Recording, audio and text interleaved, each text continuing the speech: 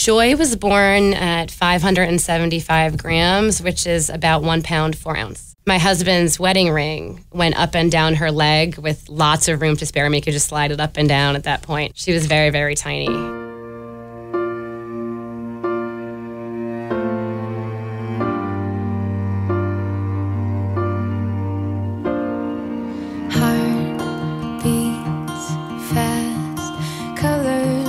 From the very, very beginning, like when I found out I was pregnant, we already knew it was going to be a somewhat difficult pregnancy. She had implanted on my scar tissue.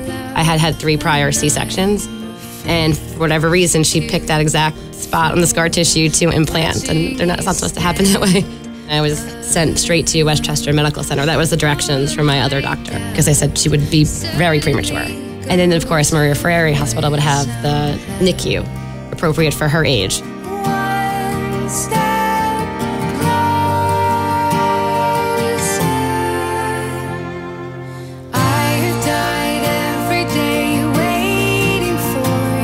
We were not able to hold Joy for over a month. You can't cradle babies at that stage and that size.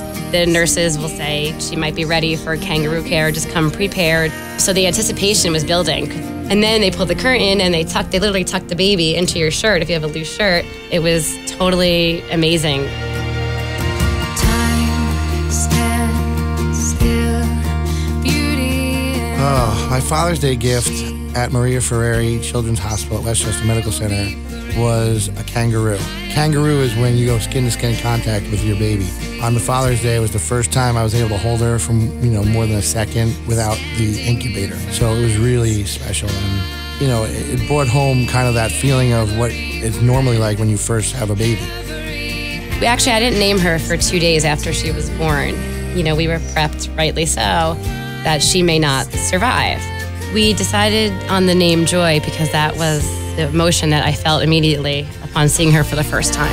Every day waiting for you, darling, don't be afraid. I have loved you for 1,000 years. I love you for 1,000 more. Easily it could have been tragedy, and how precious life is, and how at any moment it can be taken away.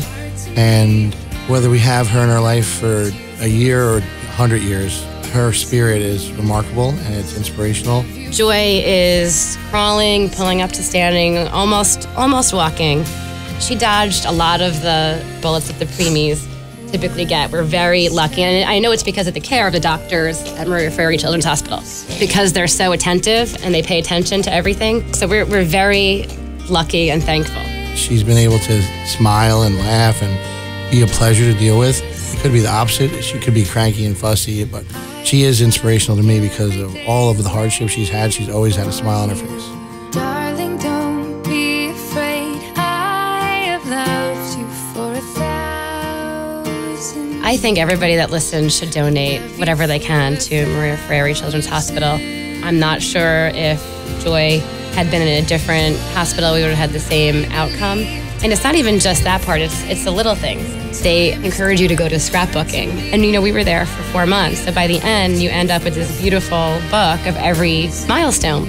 They have this beautiful fish tank, and it's so pretty, and numerous other things that go on there that all require funding.